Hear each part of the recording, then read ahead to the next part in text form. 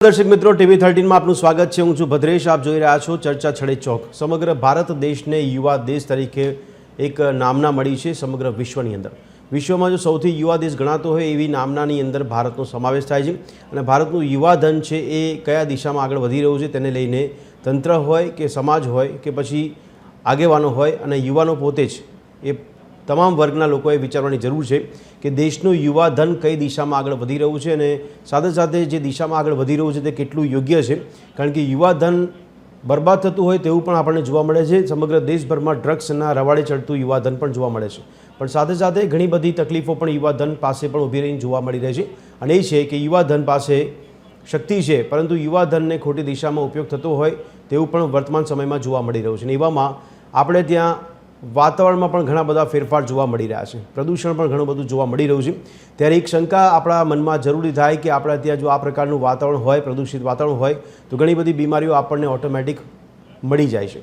એવામાં ઘણી બધી જીવનશૈલીની આદતો આપણી એવી છે કે જેને કારણે પણ રોગનું આપણે આમંત્રણ આપતા હોય તેવું દ્રશ્યમાન થતું હોય છે। અને વાત કરી રહ્યા છીએ કે ગુજરાત માત્ર નહીં પરંતુ સમગ્ર દેશભરમાં, ગુજરાતમાં પણ અને દેશભરમાં પણ સ્ટ્રોક અને પેરાલિસિસના કેસોમાં અધધ વધારો નોંધાઈ રહ્યો છે।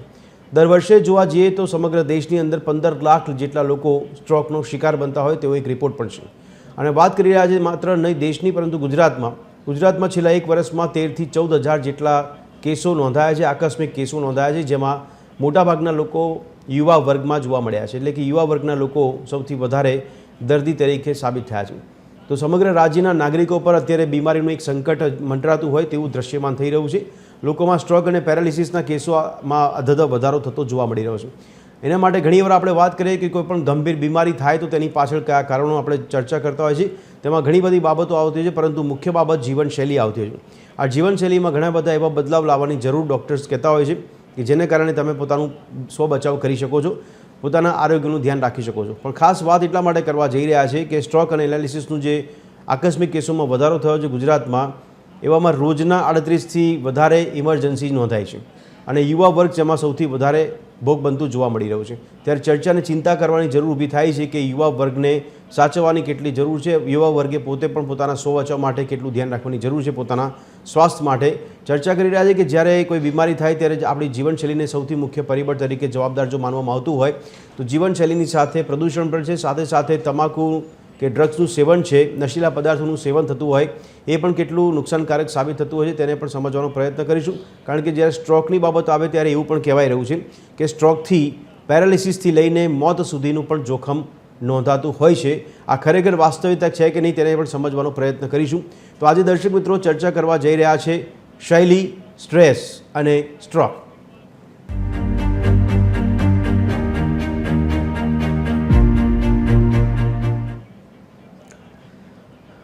તો ચર્ચાની શરૂઆત કરતાં પહેલાં અમુક મુદ્દા આપણી નજર સમક્ષ લાવવાનો પ્રયત્ન કરીશું। તેના માટે એક નજર કરીએ ગ્રાફિક્સ પર। રાજ્યના નાગરિકો પર બીમારીનું સંકટ મંડરાયું હોય તેવા સ્થિતિનું નિર્માણ થયું છે। લોકોમાં સ્ટ્રોક અને પેરાલિસિસના કેસો વધ્યા હોવાના અહેવાલ છે। મોટાભાગનો યુવા વર્ગ સૌથી વધારે પ્રભાવિત થયા હોવાનો રિપોર્ટ પણ સામે આવ્યો છે। મહાનગરોમાં પણ સ્ટ્રોક અને પેરાલિસિસના કેસો નોંધાયા છે તેવો રિપોર્ટ છે। અમદાવાદ, સુરત, રાજકોટ, વડોદરા બધે જ જગ્યાએ આ કેસો નોંધાય છે। એમાં સૌથી વધુ કેસો અમદાવાદ અને સુરતમાં નોંધાયા હોવાના અહેવાલ છે। પહેલા ક્રમાંકે અમદાવાદ આવે છે, બીજા ક્રમાંકે સુરત નોંધાઈ રહ્યું છે। તો રાજ્યમાં સ્ટ્રોક અને પેરાલિસિસના આકસ્મિક જે કેસો વધે છે તેમાં 8 થી 10% આ વખતે વધારો જોવા મળી રહ્યો છે। રાજ્યમાં સ્ટ્રોકને લગતી રોજની 35થી વધારે ઇમરજન્સી આવતી હોય તેવો અહેવાલ છે અને વર્ષ 2025માં કુલ 13,880થી વધુ દર્દીઓ નોંધાયા હોવાની વિગતો આ રિપોર્ટમાં પ્રકાશમાં આવી છે। સ્ટ્રોકના દર્દીઓમાં મોટાભાગના 50થી ઓછી વયના નોંધાયા છે, એટલે કે યુવા વર્ગ વધારે પડતો નોંધાઈ રહ્યો છે। તો બ્રેન સ્ટ્રોકથી પેરાલિસિસથી લઈને મોત થવા સુધીનું જોખમનું પણ એક તારણ કાઢવામાં આવ્યું છે। તો તબીબોના મતે સ્ટ્રોક અને પેરાલિસિસના કેસો વૃદ્ધોમાં પહેલાં નોંધાતા હતા। એક વર્ગ હતો કે જે વૃદ્ધોમાં આ બધી વસ્તુને આપણે સ્વીકારતા હતા। હાલના સમયમાં યુવા વર્ગ સૌથી વધુ બીમાર થતા હોવાનો રિપોર્ટ પણ સામે આવ્યો છે। બીપી, ડાયાબિટીસ, સ્ટ્રેસ, બેઠાડું જીવન જવાબદાર પરિબળો માનવામાં આવી રહ્યા છે। તો સમગ્ર દેશભરમાં ગુજરાત છે એ કાર્ડિયોવેસ્ક્યુલર કોમ્પ્લિકેશન્સની રાજધાની બની ગયું છે।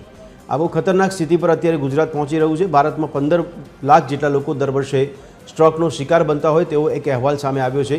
તો દર્શક મિત્રો આ બાબતો પર ચર્ચા કરવા જઈ રહ્યા છે અને ચર્ચા કરવા માટે અમારી સાથે જે મહાનુભાવ જોડાયા છે તેમની વાત કરીએ તો રશ્મિ શર્મા, ડૉક્ટર રશ્મિ શર્મા અમારી સાથે જોડાયા છે કે જેઓ હેડ PSM જેમર્સમાંથી અમારી સાથે જોડાયા છે, વર્ચ્યુઅલી છે, અને સાથે સાથે ડૉક્ટર આકાશ વિકાસ પૌંડા કે જેઓ મનોચિકિત્સક છે તેઓ પણ વર્ચ્યુઅલી જોડાયા છે. આ બંનેનું ચર્ચામાં સ્વાગત છે. રશ્મિજી અને આકાશજી, આપને મારો અવાજ પહોંચે છે? હા, યસ, નમસ્કાર જી. રશ્મિજી, આપનું સ્વાગત છે ચર્ચામાં. રશ્મિજી, હમણાં જે રિપોર્ટ્સમાં વાત કરી તે પ્રમાણે કે BP હોય, ડાયાબિટીસ હોય, બેઠાડું જીવન છે, કસરતનો અભાવ છે, આવા મુખ્ય કારણ તો જોવા મળી રહ્યા છે. આ સિવાય આપના અભ્યાસમાં કે આપના વિશ્લેષણમાં કોઈ એવી બાબત ઉપસીને આવી રહી છે અત્યારના યુવા વર્ગમાં કે જે લોકો સ્ટ્રોક અને પેરાલિસિસનો ભોગ બનતા હોય છે? आपने बिल्कुल सही कहा. सबसे पहले बहुत बहुत धन्यवाद TV13 का जी जी जी कि आपने हमको यहाँ आमंत्रित किया और पिछले कई महीनों से हम इससे रिलेटेड विषयों पे काफी चर्चा करते जा रहे हैं कि क्योंकि ये क्या है, एमर्जिंग और बर्निंग इशू बन चुका है. जी जी जी. आपने बहुत से फैक्टर बता दिए जैसे कि हमारी जो है पहले हमारी एक्टिविटी धीरे धीरे कम होती जा रही है, डेस्क जॉब पे आ रहे हैं. आपने बताया कि हाइपरटेंशन बढ़ रहा है. हाइपरटेंशन और डायबिटीज जो रिस्क फैक्टर है उनके पीछे जाए तो उनके रिस्क फैक्टर है कि हमारी लाइफ स्टाइल कि हम कब हमारा स्लीपिंग आवर कम होता जा रहा है, एक्टिविटी कम होती जा रही है, खाने में बैलेंस डाइट, रफ फाइबर कम होता जा रहा है, अल्ट्रा प्रोसेस फूड बढ़ता जा रहा है. ये तो है ही. और साथ में एनवायरमेंटल प्रदूषण वो भी एक बड़ा कारण बनता जा रहा है. हम क्या खा रहे हैं वो तो है ही, लेकिन जो एक प्रदूषण है, स्मोकिंग टोबैको तो है ही, लेकिन सेकंड हैंड टोबैको जो कि तंबाकू नहीं भी खा रहे हैं, सिगरेट नहीं भी पी रहे हैं ना, जो धुआं नहीं छोड़ रहे हैं, लेकिन उनके आसपास जो उनके फैमिली मेंबर है या बाकी के लोग हैं जिनको भी स्मोकिंग का असर हो रहा है, जिसको सेकंड हैंड टोबैको बोलते हैं, तो उसका भी उन पे असर पड़ रहा है. जो कि जिन्होंने तो सिगरेट पी नहीं उनको भी फर्क पड़ रहा है. उसके अलावा ओबेसिटी तो है ही, लेकिन ओबेसिटी के साथ जो लोग पतले हैं उनमें विटामिन B12 और विटामिन D की भी डिफिशियंसी हो रही है. तो इसकी वजह से भी उनकी जो हार्ट है ना, हार्ट भी वीक होता जा रहा है, उनकी नर्व्स भी वीक हो रही है, क्योंकि ये जो दो विटामिन है B12 और विटामिन D, ये हार्ट के लिए और नर्व्स के लिए बहुत जरूरी है. बिल्कुल. तो एक तरफ हम चल नहीं रहे, वजन बढ़ रहा है, सो रहे नहीं है टाइम पे, और जितने भी रिस्क फैक्टर है, तंबाकू क्या करता है कि सिगरेट और तंबाकू वो जो ब्लड होता है उसकी थिकनेस को बढ़ा देता है, आर्टरी को नैरो कर देता है. थ्रोम्बोसिस है तो सर्कुलेशन ही नहीं होगा, ना ब्रेन को ठीक से ब्लड पहुंचेगा, ना हार्ट को ठीक से पहुंचेगा. तो और दूसरा हमारा जो स्ट्रेस है, स्ट्रेस से कॉर्टिसोल, मतलब स्ट्रेस को बिल्कुल नजरअंदाज नहीं करे. ऐसा दिखता है अरे ये तो स्ट्रेस है.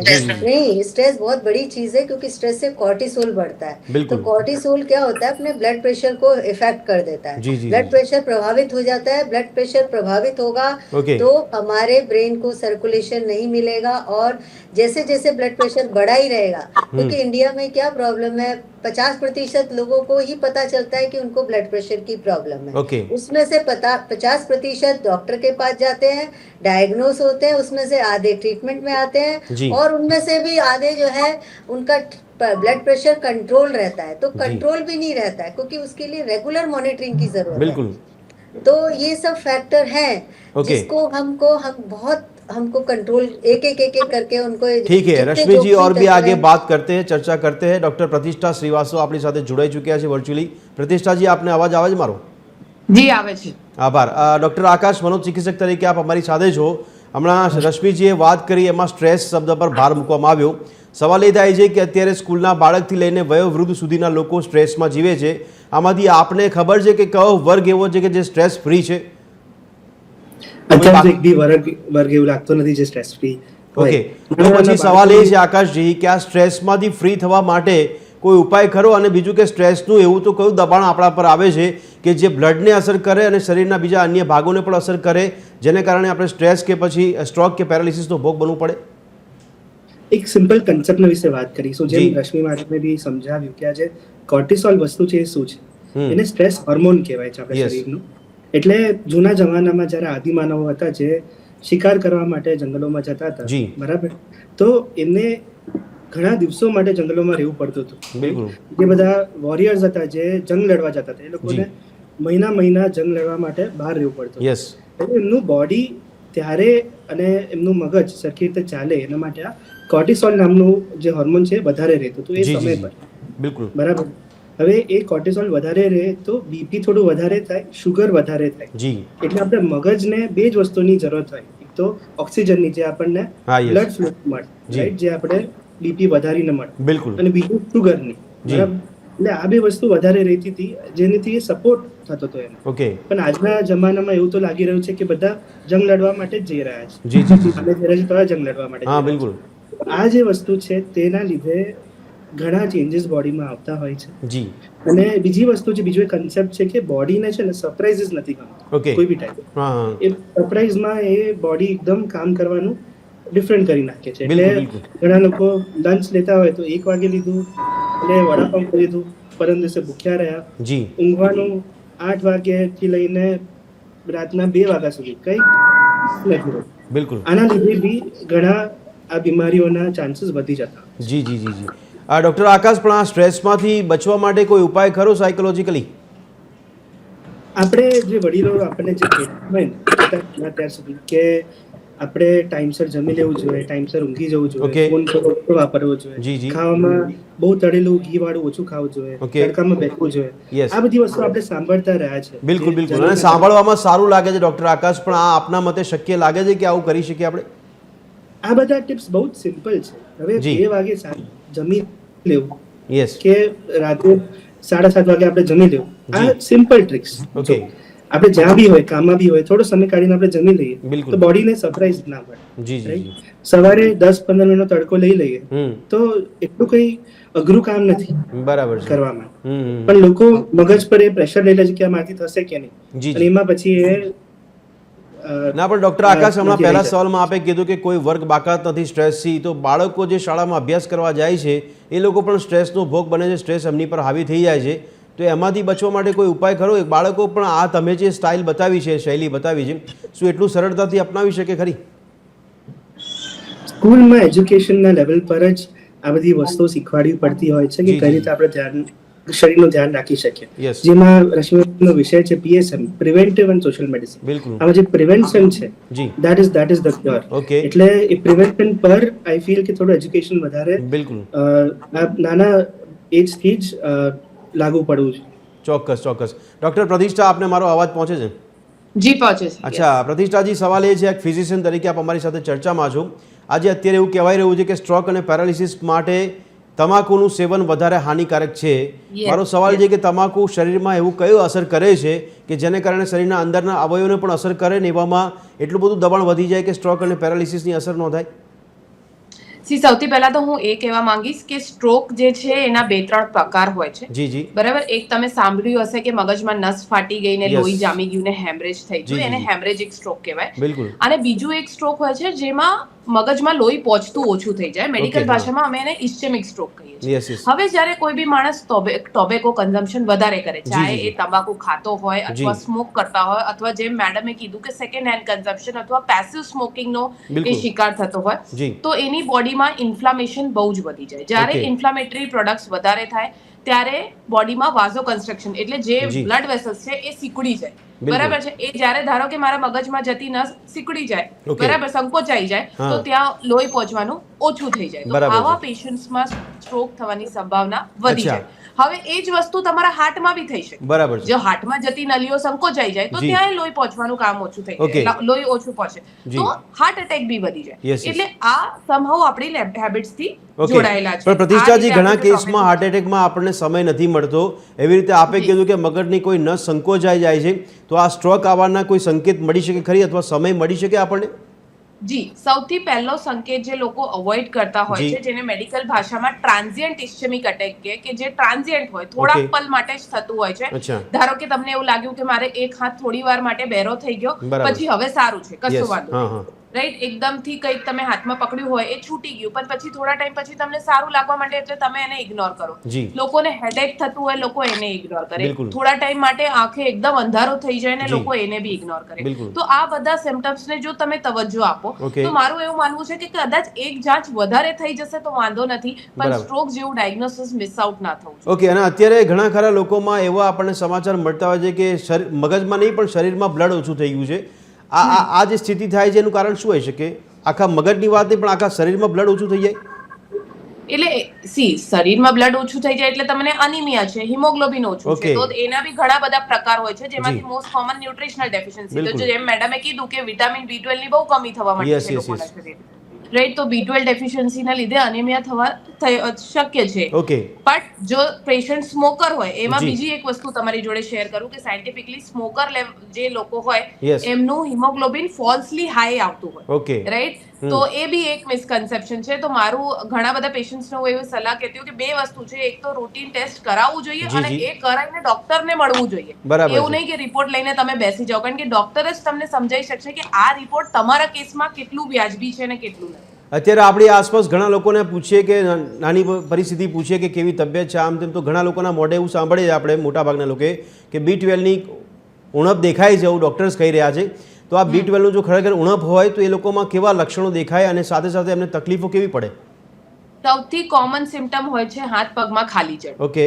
બરાબર છે. તમે એમને બેઠા હોય તેમ છતાંય ખાલી ચડે છે. જો થોડા ટાઈમ સમય તમે લાંબા ટાઈમ સુધી એક જ પોઝિશનમાં હોય તો કોઈને બી ખાલી ચડવા માટે, બટ થોડી વાર તમે 5-10 મિનિટ્સ બી ક્યાંક બેસા હોય ને પગે ખાલી ચડે અથવા ઝંઝનાટી જેવું લાગે, તમને એવું લાગે કે હાથ કે પગમાં ઇલેક્ટ્રિક કરંટ જેવા સેન્સેશન છે, રાત્રે સુવા જાઓ તો પગના તળિયા એટલા બળે કે તમે સુઈ બી ના શકો. બરાબર છે. આ સૌથી કોમન સિમ્પટમ છે. એ સિવાય બહુ જ સિવિયર કેસીસમાં અમે તો એવા બી પેશન્ટ જોયા છે કે જેમને B12 ડેફિશિયન્સીના હિસાબે શરીરમાં મગજનું જે બેલેન્સ છે એ જતું રહે, એટેક્સિયા કહીએ જેને અમે, એટલે એ લોકો બેલેન્સ ના રાખી શકે, ભૂલવા માંડે, એમનીશિયા થવા માંડે એ લોકોને. અને જેમ મેં કીધું કે B12 ના ડેફિશિયન્સીના હિસાબે અનિમિયા થાય એટલે કમજોરી, અશક્તિ, ચક્કર આવું બધું સાંભળવાથી સ્ટ્રેસ ના વધે? સ્ટ્રેસ વસ્તુ એવી છે ને કે એ સ્ટ્રેસનો માટેનો સ્ટ્રેસ લેશો તો સ્ટ્રેસ વધશે, પણ મેઇન વસ્તુ એ છે કે એને સ્વીકારવું જોઈએ કે જ્યાં તમને એવું લાગે કે ભાઈ આ વસ્તુ મારી મેન્ટલ કેપેસિટીની બહાર જઈ રહી છે તો એને સ્વીકારીને એનાથી થોડું ડિસ્ટન્સ રાખવું જોઈએ, અને જ્યાં જરૂર પડે તો આપણા આકાશ સર જેવા साइकियाट्रिस्ट कंसल्ट करવું. ચોક્કસ. डॉक्टर रश्मि, मेरा सवाल आपसे ये है कि लाइफस्टाइल में इतना बड़ा बदलाव क्यों देखने को मिल रहा है? एक सवाल. दूसरी बात, इतने सारी वजह आपने बताई है, लोग मानने को तैयार क्यों नहीं होते? क्योंकि वो हमारी जीवन शैली का एक पार्ट बन चुके हैं कि सबको भागना है, सबको कंपटीशन है, सबको कमाना है, सबको प्रोस्पेरिटी लानी है. हमारा विकसित भारत चल रहा है, 75% फीमेल का शुड बी एम्प्लॉयड, ये अपना विकसित भारत. तो हम एक दौड़ में जी रहे हैं, लेकिन हमें दूसरी तरफ वो अपना ध्यान रखना भूल जा रहे हैं कि हमें अपना आपको कैसे बैलेंस डाइट, भागते भागते भी एक्सरसाइज, आप डेस्क जॉब करो, डिजिटल अभी हम पहले बैंक में जाते थे, खाना होटल खाने, क्या खा रहे हैं, कब खा रहे हैं, ये कौन खिला रहा है, कि मिलजुल के नहीं खा रहे, कोई अलग खा रहा है, बातें नहीं कर रहे हैं, है ना? वो अपने जो है एकदम ज्यादा हमारा स्क्रीन टाइम बढ़ता जा रहा है, AI टूल आ गया है ना? तो ये सब चीजें हैं कि वो ये अब हमारी जीवन का हमसे भाग नहीं सकते.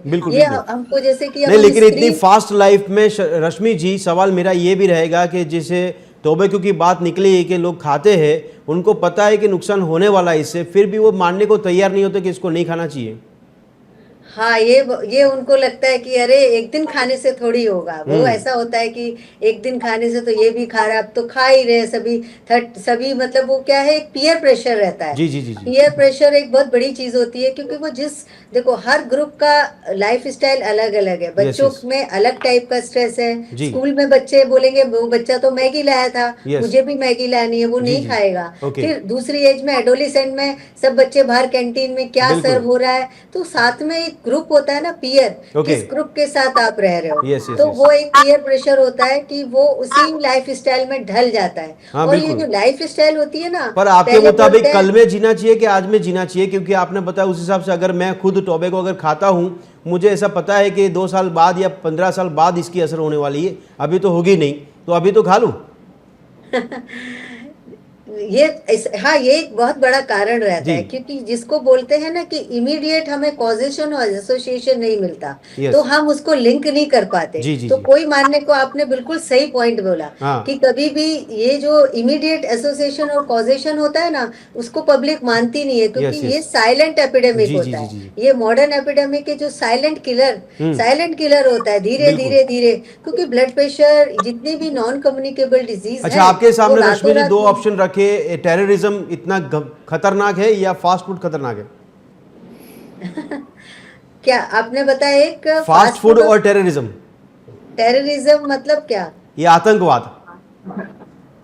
आतंकवाद किस चीज का? Bio terrorism? नहीं, आतंकवाद की जितनी घटनाएं बनती उसमें बहुत सारे लोग मर जाते हैं।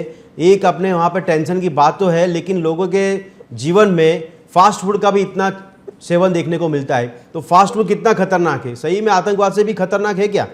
यस, बहुत खतरनाक है। अच्छा। ये भी ये एक नया मॉडर्न टाइप का एक आतंक टेररिज्म बनता जा रहा है। हाँ। क्योंकि फास्ट फूड, क्योंकि थोड़े दिन के ये ना फास्ट फूड एक फूड एडिक्शन होता है। जी, जी, उसमें जी। क्रेविंग होती है, जी। क्योंकि वो डोपामिन रिलीज करता है, जो ओके। हैप्पी हार्मोन होता है ना, सीरोटोनिन और डोपामिन, जिसको यस। हमको अच्छा लगता है। तो वो उधर वो उनको थोड़ी देर बाद नहीं मिले तो जी, दे जी, विल जी। Crave for it. बिल्कुल। साइकेट्रिस्ट ये लोग इस बात को अच्छे, क्योंकि मैं उनसे भी depression सवाल और पूछता हूँ eating रश्मि जी, disorder- लेकिन एक सवाल आपसे ये भी है कि अगर हम आतंकवाद से हमें छुटकारा चाहिए तो यहाँ पे हमें फास्ट फूड भी नहीं मिलना चाहिए ना?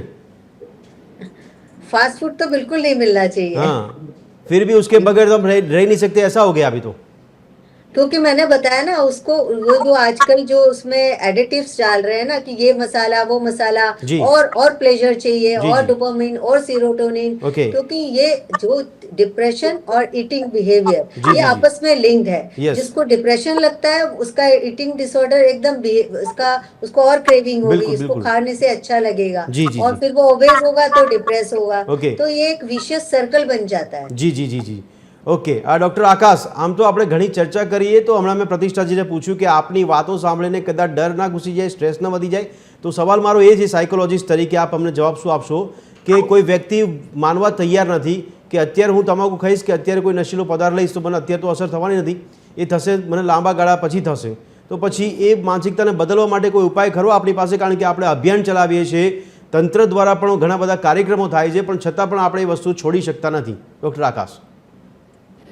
સિગરેટના પેકેટ પર જે લખ્યું હોય. કેન્સરના દર્દીનો ફોટો હોય છે ને, જી. એ જે સિગરેટ લેતું હોય ને એને એ ફોટો યાદ જ નહીં આવે. એ કોઈ પૂછશો ને કે કેવા રંગનું હોય છે કે શું હોય છે, જી. ચિત્રમાં શું દોરેલું હોય છે, એમને ખબર જ નહીં હોય. જી. મગજ જ એમનું ઇગ્નોર કરી નાખે કે આવું તો કશું હોતું જ નથી. હમ એ જે ફોલ્સ સેન્સ ઓફ કોન્ફિડન્સ જે કહેવાય કે જી, જી. મને તો શું થવાનું હતું, મને કશું થવાનું જ નથી. Yes yes. પણ જ્યારે ઘરમાં આવા કોઈ કેસ બને કે કોઈને એના લીધે એમ્ફેસીમાં થયું હોય, કોઈને Okay.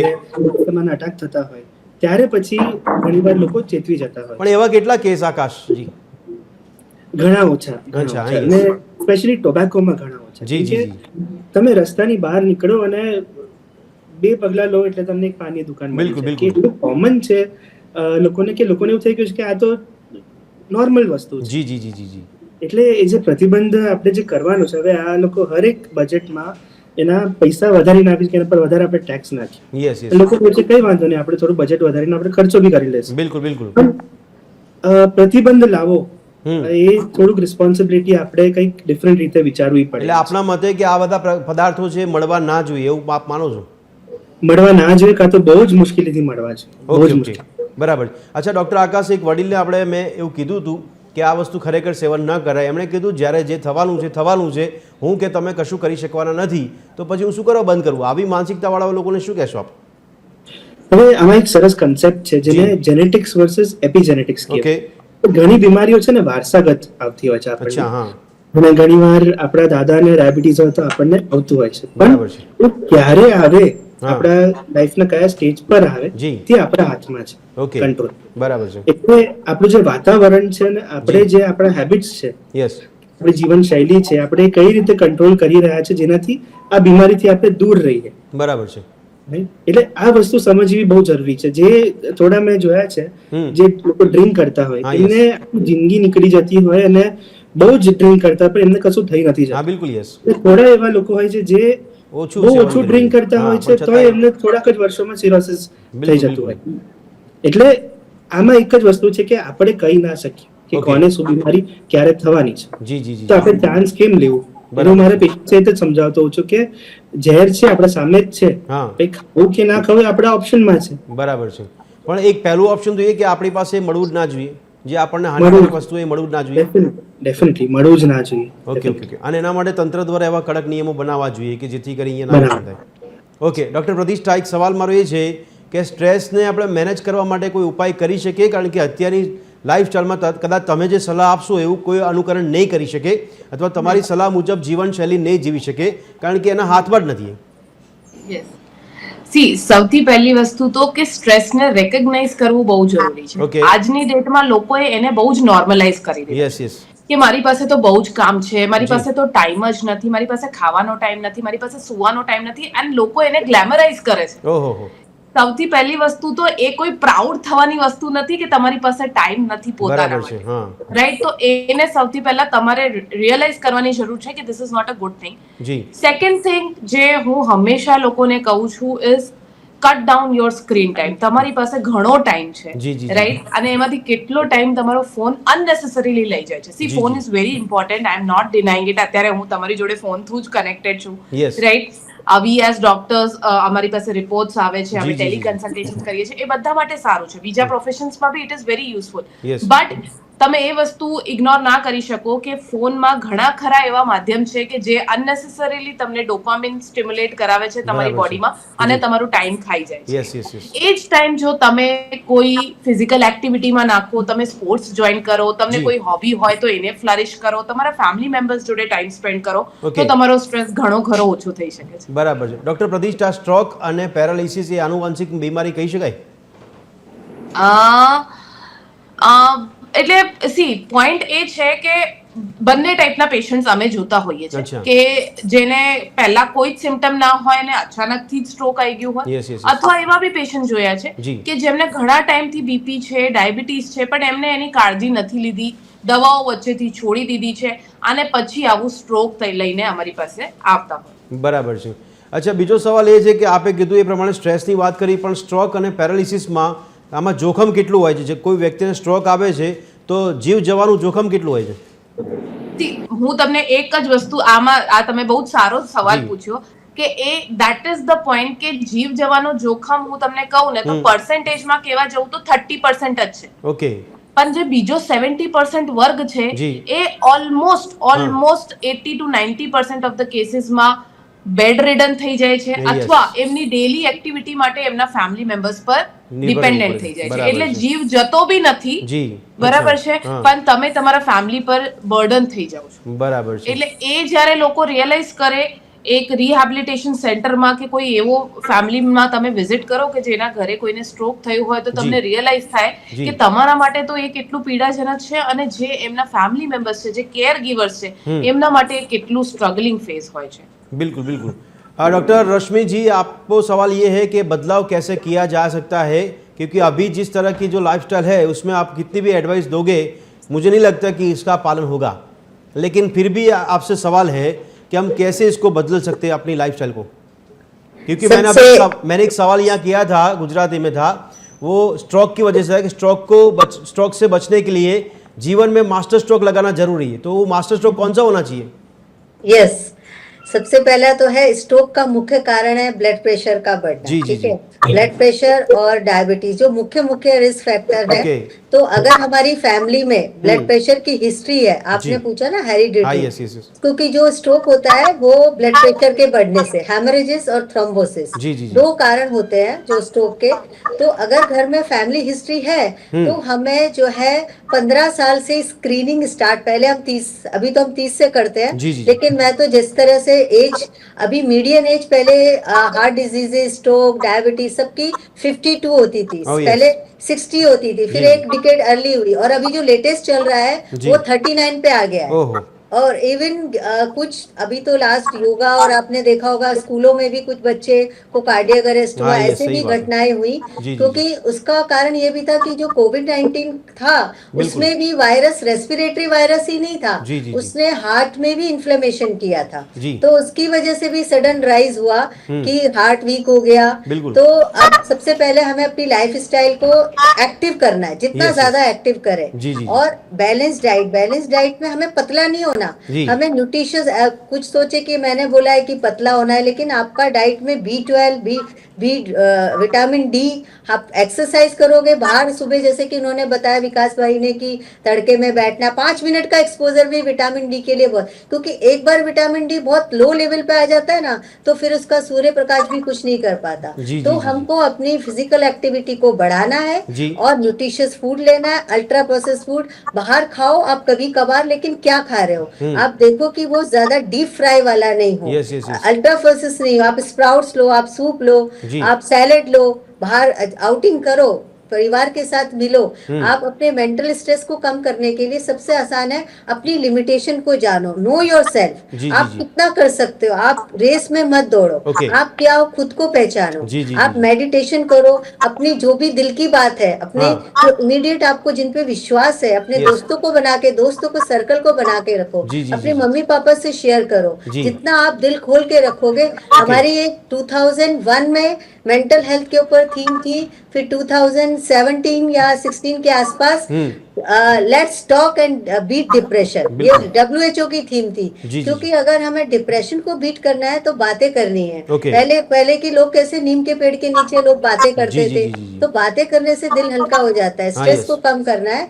टोबैको जैसे कि पता है कि हमें थ्रोम्बोसिस को बढ़ाता है, स्ट्रोक को बढ़ाता है, सारे जितने भी सबसे बड़ा रिस्क फैक्टर अभी टोबैको और एडिक्शन बढ़ता जा रहा है 30%। पहले मेल करते थे, फीमेल में भी ये एडिक्शन बढ़ता जा रहा है। कुछ लोग मानते हैं रश्मि जी कि बहुत स्ट्रेस बढ़ जाता है तब हमको इससे शक्ति मिलती है टोबैको से। वो इमीडिएटली जो उसका इफेक्ट होता है ना, इमीडिएटली वो उसका साइंटिफिकली उसको रिलैक्स करता है, जैसे कि अल्कोहल होता है। Alcohol is depressant. Alcohol small amount में लो तो ये हमारी हार्ट रेट को कम करेगा लेकिन फिर क्या होता है, धीरे धीरे धीरे उसका एडिक्शन होने लगता है। आपको वो थिन मार्जिन से आप बाहर निकल जाते हो। अभी थोड़ी देर पहले विकास भाई ने बोला कि सबका जो ये जो है ना मॉडरेट अमाउंट, ये कितनी अमाउंट, क्योंकि हमें मालूम नहीं उसके बाकी के रिस्क फैक्टर कितने हैं, तो इसलिए उसका थोड़ा सा भी अल्कोहल उसके रिस्क फैक्टर को 1+1, वो ओबेस भी है, वो जंक फूड, क्योंकि जो अल्कोहल लेगा वो साथ में जंक फूड भी लेगा, वो कॉफी भी पीता होगा, और उसकी बहुत सारे उसके रिस्क फैक्टर बाकी लोगों से बहुत ज्यादा होंगे। बिल्कुल बिल्कुल। तो ये सब चीजें हमारी जो ब्लड वेसल्स हैं उनको क्या करते हैं कि उनको थिन करती जाती है और उनको हार्ड बनाती जाती है। इसकी फ्लेक्सिबिलिटी, जो ब्लड प्रेशर की वेसल्स होती है ना, उनकी फ्लेक्सिबिलिटी बिल्कुल कम हो जाती है। तो जैसे ही वो थिक होगा तो वो रप्चर कर जाती है, जिसको जैसे कि डॉक्टर प्रतिष्ठा ने बताया कि हेमरेजेस, थ्रोम्बोसिस है, नस मगज की नस जो वो हो जाती है, फट जाती है।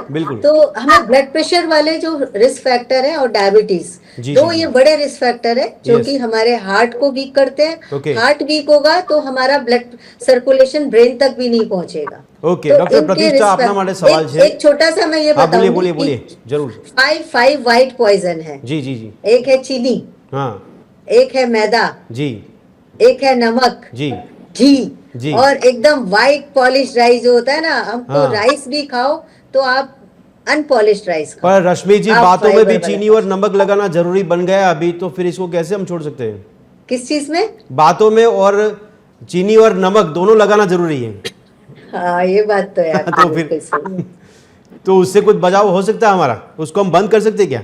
देखो, चीनी का आपके ऑल्टरनेटिव, आप चीनी की जगह देसी गुड़, काला गुड़ धीरे धीरे यूज करो, कम यूज करो, है ना। नमक का है तो आप नींबू का यूज करके, आपके जितने भी हमारे किचन में हर्ब्स है, हमारे पास गरम मसाले हैं, लौंग है, बड़ी इलायची है, तेज पत्ता है, उससे अपने खाने के स्वाद को बढ़ाओ। आप स्टीम फूड को करो, आप डीप फ्राई की जगह स्टीम फूड लो, फर्मेंटेड फूड लो, इडली डोसा जिससे B12 बढ़ेगा। तो ऐसे सब मल्टीग्रेन मिलेट्स लो। आप अपने जितना आप आटा पिसता जाता है उतना ज्यादा उसका ग्लाइसेमिक इंडेक्स जो है बढ़ता जाता है। इतना समय किसके पास है? अगर समय मिलता है तो स्क्रीन शेयर ना करें।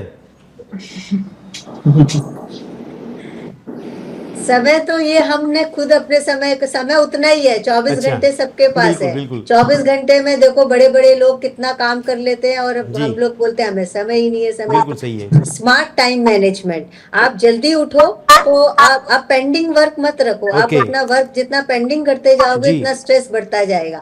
आज का काम आज निपटाओ, अपनी एक डायरी बनाओ, उसमें लिखो आज क्या क्या अच्छा हुआ, आपका स्ट्रेस कम होगा। कल मुझे क्या करना है, कितना प्रायोरिटी करो, अपने काम को प्रायोरिटाइज करो। तो ये सब छोटे छोटे तरीके हैं जिससे कि हम अपने लाइफ के अपने मेडिटेशन करो। जी ઠીક છે ડૉક્ટર પ્રતિષ્ઠા, એક સવાલ છે, કાર્ડિયોવેસ્ક્યુલર કોમ્પ્લિકેશન્સ આપણે ત્યાં વધારે જોવા મળી રહ્યા છે, એ ખરેખર શું હોય છે અને તેની અસરો શું નોંધાતી હોય છે? જો કાર્ડિયોવાસ્ક્યુલર કોમ્પ્લિકેશન્સ એટલે કાર્ડિયો એટલે કે હાર્ટ અને વેસલ્સ એટલે આપણા જે હાર્ટ સુધી જતો અથવા હાર્ટ થી બહાર આવતી જે નળીઓ હોય કે જેમાં લોહી વહેતું હોય એને આપણે બ્લડ વેસલ્સ કહેતા હોઈએ છીએ। એટલે થાય છે શું કે જ્યારે તમે કોઈ બી એડિક્ટિવ વસ્તુઓના કોન્ટેક્ટમાં આવો છો અથવા ત્યારે તમને સ્ટ્રેસ હોય તો બે વસ્તુ થાય। એક, જેમ મેડમે કીધું કે આજુબાજુ જે બ્લડ વેસલ્સ હોય એની આજુબાજુ જે છે પ્લાક જામતો જાય છે, જે કોલેસ્ટ્રોલનો હોય છે જમાવ બની શકે છે, અથવા ઇન્ફ્લેમેશનના લીધે એ જે બ્લડ વેસલ્સ છે એ જાડી થતી જાય, થીક થતી જાય, બરાબર છે, એટલે એ સ્ટીફ થઈ જાય, એની ફ્લેક્સિબિલિટી જતી જાય। બીજી વસ્તુ શું થાય, જ્યારે તમે સ્મોકિંગ વધારે કરતા હો તો ધારો કે આ સાઇઝ છે મારે બ્લડ વેસલનો, એ સંકોચાઈ જાય, એટલે લોહીનો પ્રવાહ જે પહેલા થતું હોય એ એટલો બધો ના થાય। હવે બ્લડ ને હાર્ટનું કામ છે બ્લડ પંપ કરવું। હવે એ હાર્ટ જ્યારે આવી સંકોચાયેલી નળીઓથી લોહી પહોંચાડવાનું ટ્રાય કરે તો પ્રેશર વધારે જનરેટ, બરાબર છે, એટલે બીપી વધે, અને જ્યારે બીપી વધે ત્યારે તમને ઘણા બધા બીજા રિસ્ક ફેક્ટર તમારા હૃદયને થાય, હાર્ટ એટેક થવાની શક્યતા વધી જાય, તમને સ્ટ્રોક થવાની શક્યતા વધી જાય, તમારી આંખોની રોશની જવાની શક્યતા વધી જાય, અથવા બોડીમાં ક્યાંયથી બી નાકથી બી બ્લીડિંગ થવાની શક્યતા વધી જાય। આ બધું જ નળીઓ સંકોચાઈ જવાને કારણે થાય પ્રતિષ્ઠા, નળીઓ સંકોચાઈ જાય એટલા માટે થાય આ બધું? જી, સંકોચાઈ જાય અને જાડી થઈ જાય, એટલે એની જે ફ્લેક્સિબિલિટી। આવા કિસ્સામાં ડોક્ટર પ્રતિષ્ઠા, આવા કિસ્સામાં લોકો અને ઘણા લોકો એવી એડવાઇસ કરતા હોય છે કે બ્લડ થિન કરવા માટેની ગોળીઓ લઈ લેવી? ના, સૌથી પહેલી વાત તો પોતે ડોક્ટર ના બનો, એ મારી સૌથી પહેલી એડવાઇસ। નહીં, સોશિયલ મીડિયા પર ગૂગલ ડોક્ટર્સ ઘણા બધા મળતા હોય છે। હા, તો પણ એમની એડવાઇસ ફોલો કરવી અથવા જેન્યુઇન ડોક્ટર્સ પાસે જવું, એના માટે જ આપણે શું કહેવાય હ્યુમન બ્રેન એ ડિસિઝન લેવું જોઈએ પોતાની રીતે, રાઈટ, કે જેનું જે વિષય છે એને એ વિષય પર કામ કરવું જોઈએ। ધારો કે તમારું વિષય જર્નલિઝમ છે તો એમાં હું ના ઉતરી શકું, અને મારું વિષય મેડિકલ સાયન્સ છે તો એમાં હું ના ઉતરી શકું, એટલે અનનેસેસરી બ્લડ થિનર્સ તો બિલકુલ બી ના લેવા જોઈએ, કારણ કે જો તમે લોહી પાતળું કરવાની ગોળી એમને લેવાની ચાલુ કરશો તો લોહી વધારે પાતળું થઈ જવાથી બ્લીડિંગ થવાનો રિસ્ક વધી જાય। એટલે બધી વસ્તુઓ મેડિકલ સાયન્સમાં રિસ્ક બેનિફિટ રેશિયો કેલ્ક્યુલેટ કરીને અપાતી હોય છે, જે પેશન્ટ ટુ પેશન્ટ વેરી કરે। કોઈ એક પેશન્ટમાં મને બ્લડ થિનર આપવા જેવું લાગે છે, કોઈકમાં નહીં આપવા જેવું, કોઈકમાં મને એવું થાય કે ના એક ગોળીથી કામ નહીં થાય, મારે એને 2 બ્લડ થિનર આપવાની જરૂર છે, બિલકુલ બિલકુલ, કોઈમાં મને એક જ ગોળી રાખવી છે। તો એ પેશન્ટ ટુ પેશન્ટ ચેન્જ થતું હોય, બધા પેશન્ટની શું હિસ્ટ્રી છે, શું એના બ્લડ પેરામીટર્સ છે, શું એની કમ્પ્લેન્સ છે, એના ઉપરથી આપણે આ નિર્ણય લેતા હોઈએ। ઓકે ડોક્ટર આકાશ, સવાલ મારો એ છે કે સોશિયલ મીડિયા કેટલું બધું પ્રભાવિત કરે છે લોકોને, કારણ કે જ્યારે આપણે એવું કહીએ કે તમાકુનું સેવન ન કરવું જોઈએ, સિગરેટ બીડી ન પીવી જોઈએ, અને સોશિયલ મીડિયાનું માધ્યમ, આ બંને વસ્તુને આપણે જો કમ્પેર કરીએ તો શું લાગે છે સોશિયલ મીડિયામાં આપણને જોઈએ એવા પરિણામ મળી શકે છે? કારણ કે ઘણી બધી એવી રીલ્સ ચાલે કે જેમાં લોકો ખોટી બાબતોને પણ પ્રમોટ કરતા જોવા મળે અને લોકો એમાં પ્રભાવિત થઈ જાય છે। આ સાયકોલોજીકલી કેટલું અસર કરે છે?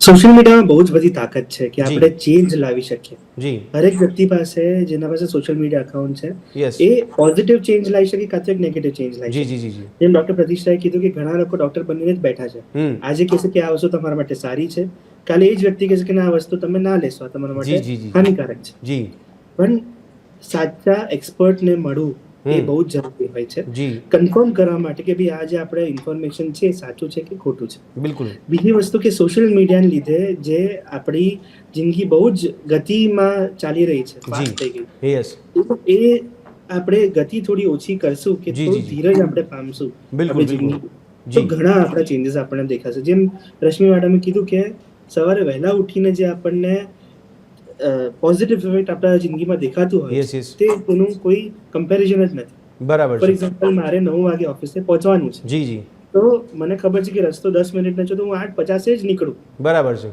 ને એ હું પછી ગાડી ફાસ્ટ ચલાવીને જઉં અને લોકોને ટક્કર મારીને જઉં, હા યસ, તો પછી 20 મિનિટ વહેલા નીકળું અને શાંતિથી ત્યાં બેસીને હું થોડું ધ્યાન કરું અને પછી મારું કામ ચાલુ કરું। બિલકુલ બિલકુલ, આ ડિફરન્સ મળે છે। અચ્છા ડોક્ટર આકાશ, સલાહ આપવાથી તમાકુનું સેવન છૂટી જાય ખરી?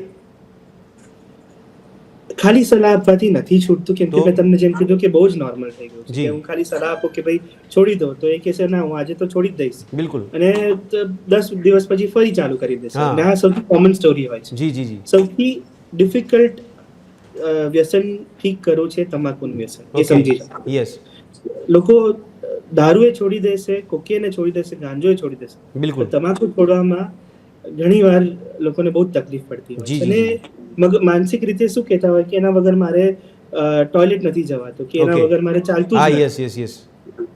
પણ એ બધું માનસિક અસર છે. જી, સાચે કે બોડીમાં એવી ચેન્જીસ ના આવે જેનાથી આપણે એના વગર તો અમારા માધ્યમ થકી જે લોકોએ તમાકુ ખરેખર વાસ્તવિક રીતે છોડવું છે એવા લોકોને સલાહ શું આપશો અમારા માધ્યમ થકી? તમે એકવાર કોઈ હોસ્પિટલમાં કોઈ સ્ટ્રોકના પેશન્ટને જુઓ, કાં તો સ્ટ્રોકના પેશન્ટના પરિવારવાળાને મળો. Okay.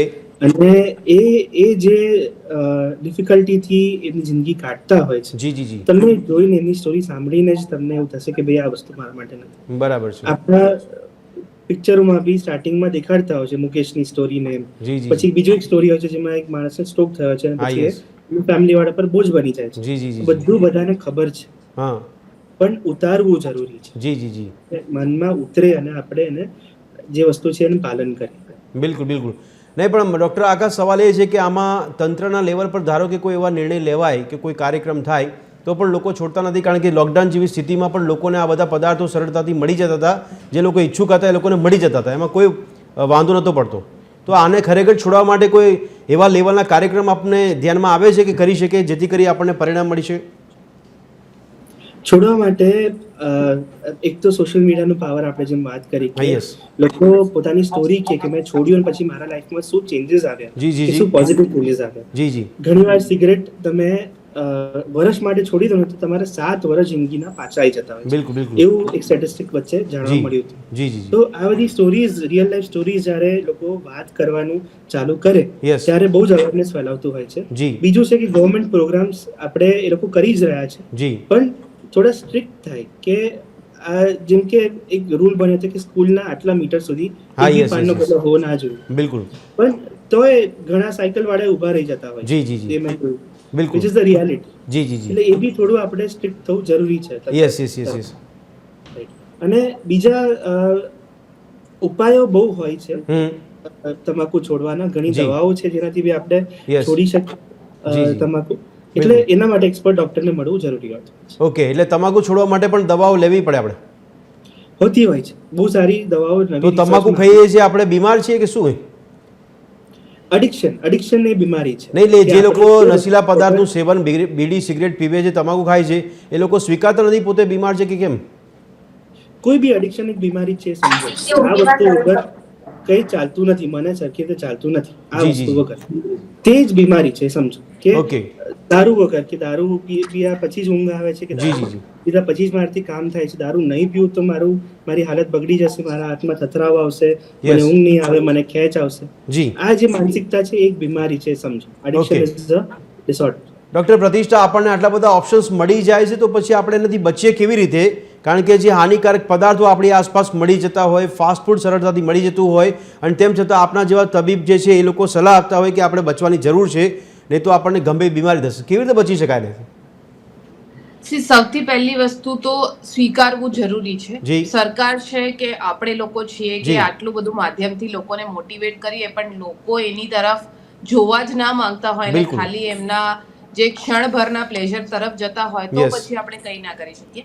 But yes, there are behavioural changes. જેમ સરે કીધું કે આપણે સોશિયલ મીડિયા આજકાલ લોકો ઘણો ટાઈમ એમાં જ યુઝ કરે છે, તો એમાં જે અમારા જેવા ડોક્ટર્સ જે ઇન્ફોર્મેટિવ વિડીયોઝ બનાવતા હોય એવા વધારે લોકો સુધી પહોંચે. અને લોકો, કારણ કે કેવું છે, આ રિપીટ મોડ પર છે. કાલ ઉઠીને હું તમને એવું કહી દઉં કે ટોબેકો સારું છે અને ટોબેકોની તમે 50 રીલો જોઈ લો તો તમને 21મી વાર સુધીમાં પોતે લાગવા માંડશે કે સારી વસ્તુ છે. બિલકુલ. સેમ વસ્તુ છે કે જ્યારે રિપીટેડલી તમારા સ્ક્રીન પર આવી વસ્તુ બતાવવામાં આવે કે ના એ ખરાબ છે, ના લેવાય, તો તમારા સબકોન્શિયસ માઇન્ડમાં એ વસ્તુ ફીટ થઈ જતી. આજની ડેટમાં અમારી પાસે ઓપીડીમાં જ્યારે પેશન્ટો આવે તો એ ઘણી ખરી વસ્તુ અમારી પાસે એવું કે પ્રતિષ્ઠાજી એક આર્થિક ઉપાર્જનનું એક માધ્યમ બની ગયું છે. ઘણા લોકો ડોક્ટર્સ નથી પણ એવી રીલ્સ બનાવે છે કે તમે આ પદાર્થ વાપરશો તો તમને ફાયદો થશે, આ દવા લેશો તો આના ફાયદો માટે થશે. તો we need strict rules for the social media. Like ઘણી અચ્છા. ખરી કન્ટ્રીઝ ઇન્ક્લુડિંગ ઓસ્ટ્રેલિયા છે, યુએસ બિલકુલ. છે, એ લોકોએ બહુ સ્ટ્રિક્ટ રેગ્યુલેશન્સ લાવી દીધા છે Yes, yes. કે જે તમારી એક્સપર્ટીઝ છે એના સિવાય તમે ના વાત કરી શકો. બિલકુલ, બિલકુલ. રાઈટ, તો that needs to come. That is the need of the hour કે Indian government should also do something about it, because frankly speaking OPD માં અડધો ટાઈમ તો પેશન્ટને એ સમજાવવામાં જતું રહે છે કે જી, જી, એમની નહીં પણ અમે જે કહીએ છીએ એ હા. તમારે સાંભળવાની જરૂર છે. નહીં, પણ આપે જે કન્ટ્રીની વાત કરી ત્યાં કદાચ ઈચ્છા શક્તિ જોવા મળે છે, પણ આપણે ત્યાં કાયદા બનાવનાર અને પાલન કરનાર લોકો જો પોતે આ બાબતથી છૂટી ના શકતા હોય તો પછી કાયદાનું કડકપણે અમલ પણ કેવી રીતે કરાવી શકે? શક્ય લાગે છે આપણે? કાયદો તમારે અમલ કરાવવું હોય તો તમે ચોક્કસપણે કરાવી શકો છો. અચ્છા, ઈચ્છા પણ શક્તિ જોઈએ. કાયદાથી છૂટવાના જે રસ્તાઓ લોકો શોધી લે છે ને, બિલકુલ, બિલકુલ. એને જરાક ટાઈટ કરવાની જરૂર છે કે જી. કોઈની કેટલી બી પહોંચ હોય પણ એ છૂટી ના શકે એ લેવલનો કાયદો આવી જશે Yes. તો આઈ થિંક ઘણી ખરી પ્રોબ્લેમ ओके डॉक्टर रश्मि जी, यहाँ पे जेंट्स की अगर बात करें और फीमेल्स की बात करें तो फीमेल्स कैटेगरी में भी ज़्यादातर ये केस देखने को मिलते हैं स्ट्रोक और पैरालिसिस के. उसकी कोई क्या वजह हो सकती है? फीमेल में स्ट्रोक का ज्यादातर हाइपरटेंशन और कार्डियोवैस्कुलर डिजीजेस जी. उनकी जो है जो प्रपोर्शन है Yes. वो मेल की तुलना में कम है, और वो एक 50 इयर्स के बाद ज्यादा मिलता है, क्योंकि जो एस्ट्रोजन और फीमेल हार्मोन है बिल्कुल. तो वो उनको यंग एज में तो प्रोटेक्ट करके रखते हैं, जी. लेकिन बाद में धीरे धीरे 50 इयर्स के बाद Yes. वो जो फीमेल हार्मोन का प्रोटेक्शन था वो कम हो जाता है. जी, जी, जी. और वो लोग जो फीमेल होती है वो ज्यादातर अपने जो लक्षण होते हैं, प्रॉब्लम होते हैं, उसको नजरअंदाज करते हैं. बिल्कुल. कि अभी ठीक हो जाएगा, ठीक हो जाएगा. उनको स्ट्रेस भी ज्यादा होता है, पति के लिए स्ट्रेस होता है, मेरे yes. बच्चे के लिए होता है. हाँ. वो खुद का वो खाने पीने में भी ध्यान नहीं देती है. जी, जी. कि पहले उनकी जो है प्राथमिकता, प्रायोरिटी हमेशा फैमिली रहती है. ओके.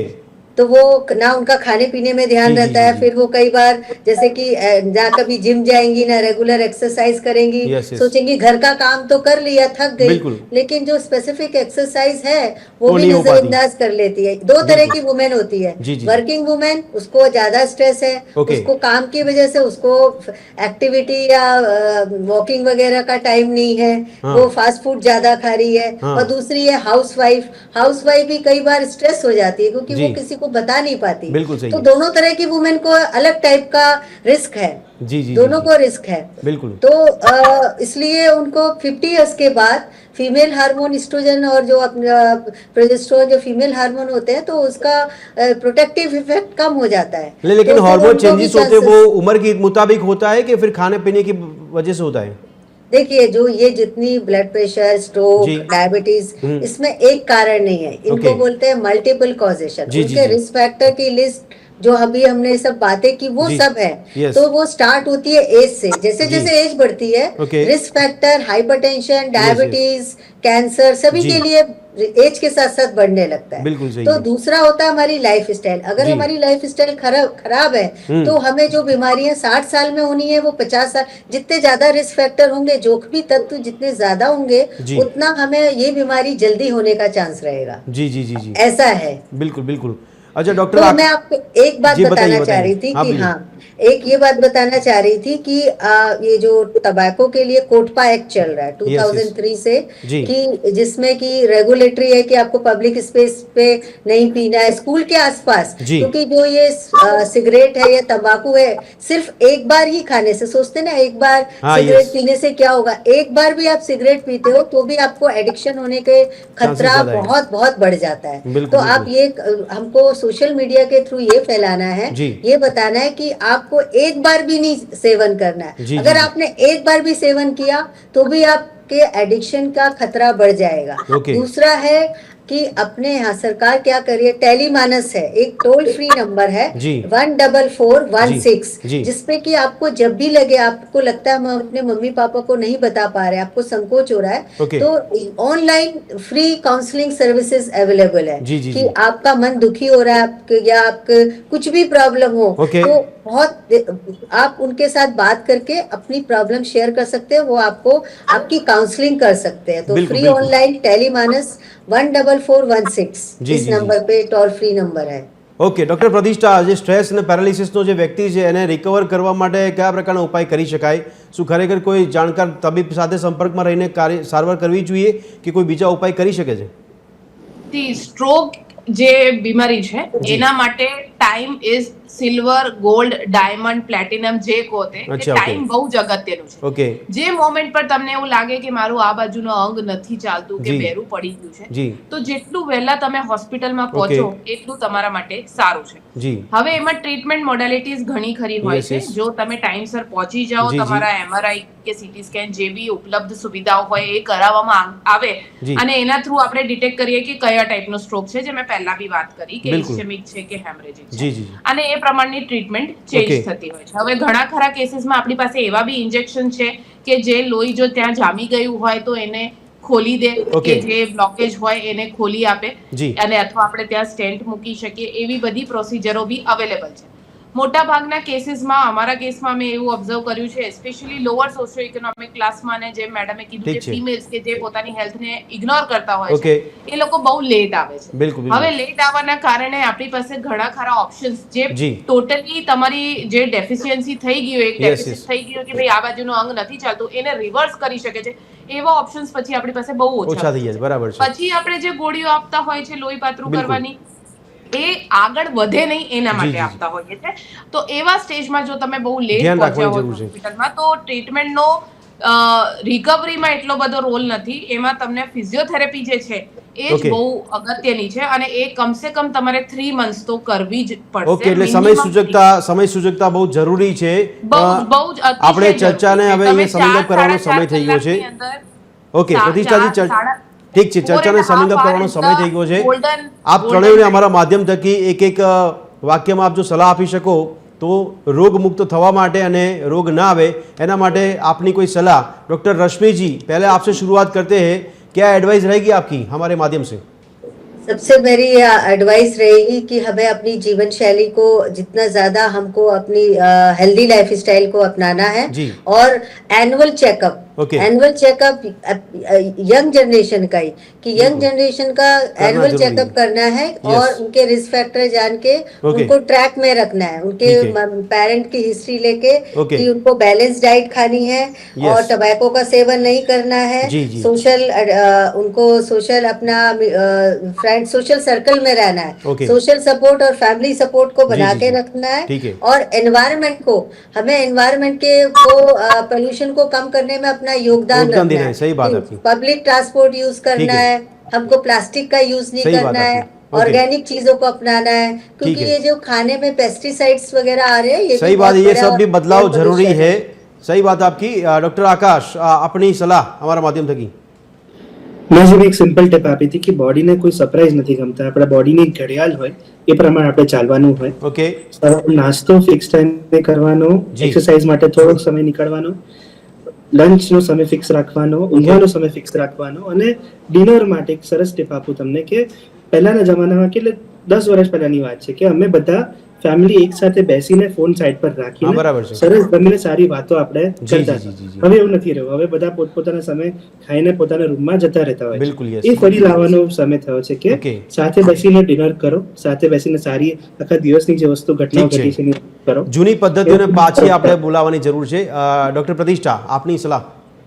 મારી સલાહ સૌથી પહેલા તો રશ્મિ મેડમ અને આકાશ સરે જે સલાહ આપી એને ફોલો કરવાની છે, અને એના ઉપર એક વસ્તુ જે હું બધાને જ કહેતી હોઉં છું, ઇન્ક્લુડિંગ કે હું મારા સોશિયલ મીડિયા પર બી આના વિશે વિડીયો બનાવું છું, કે મૂવમેન્ટ ઇઝ મેડિસિન. બરાબર છે. બધી વસ્તુઓ માટે તમારે કઈ દવા લેવાની કે ડોક્ટર પાસેથી ગોળી લેવાની જરૂર નથી. હા, ડોક્ટરની સલાહની જરૂર હોય, પણ દર વખતે તમને મેડિસિન્સની જરૂર નથી હોતી, because movement is medicine, first thing. Second thing, ઘણી ખરી વસ્તુઓ આપણા કિચનમાં જ છે, સારી વસ્તુઓ છે, એનો આપણે ઉપયોગ કરીએ, એને ખાવામાં લઈએ તો આપણે એક હેલ્ધી લાઈફ જીવી શકીએ. ચોક્કસ. દર્શક મિત્રો, પહેલું સુખ તે જાતે નરિયા, આ કહેવત જેમ જૂની છે પણ એને હજી પણ યથાવત રાખવાની જરૂર છે. ડૉક્ટર આકાશે પણ કીધું એ પ્રમાણે કે જૂની પદ્ધતિઓને, જે સાદી ભાષામાં કહેવાય છે કે ઓલ્ડ ઇઝ ગોલ્ડ, એટલે વડીલો જે જીવનશૈલી જીવતા હતા એને આપણે અપનાવી શકીએ છીએ. ભલે આપણે આધુનિક થઈ જઈએ પણ આધુનિક સમયમાં પણ એનો આપણે ઉપયોગ કરવો ખૂબ જરૂરી બની જાય છે. જો આપણે અત્યારથી બચવું હોય, પોતાના જીવનને બચાવવું હોય, સ્વ બચાવ કરવો હોય, એવું માની લેવું કે અત્યારે આપણે મજા આવે છે એટલા માટે કોઈ નશીલો પદાર્થ લઈ લઈએ, ભલે એની અસર 5 વર્ષ પછી કે 10 વર્ષ પછી થવાની છે, પણ આખરે તમારું આયુષ્ય તો ઘટી રહ્યું છે. એ બાબત પણ મનમાં ફિટ કરવાની જરૂર છે. અને કદાચ ખોટી માહિતીઓ જો સોશિયલ મીડિયા પર આપણે જોવા મળતી હોય તો તેને અવોઇડ કરવાની પણ એટલી જરૂર છે. એવી સલાહ ડૉક્ટર આકાશે પણ આપી છે. કારણ કે સોશિયલ મીડિયા પણ બહુ મહત્ત્વનું પરિબળ બની જાય છે ઘણી બધી ખોટી માહિતીઓને પહોંચાડવા માટે પણ, અને સાચી માહિતીઓ રહી જાય છે. આશા રાખીએ કે આ તમામ મહાનુભાવોએ જે સલાહ આપી છે તેને આપણા જીવનમાં આપણે ઉતારી શકીએ એવા પ્રયત્નો નવા વર્ષમાં જરૂરથી કરીએ તો આપણે કદાચ આગામી દિવસોમાં સારું સ્વાસ્થ્ય મેળવી શકીએ છીએ. આ ચર્ચાને સમાપ્ત કરીશું. આ ચર્ચામાં ડૉક્ટર રશ્મિ, ડૉક્ટર આકાશ અને ડૉક્ટર પ્રતિષ્ઠા આપે ભાગ લીધો તે બદલ આપનો ખૂબ ખૂબ આભાર. ફરી મળીશું દર્શક મિત્રો ચર્ચા છડે ચોકમાં એક નવા વિષય સાથે. ત્યાં સુધી આપ જોતા રહો TV13 ગુજરાતી. નમસ્કાર.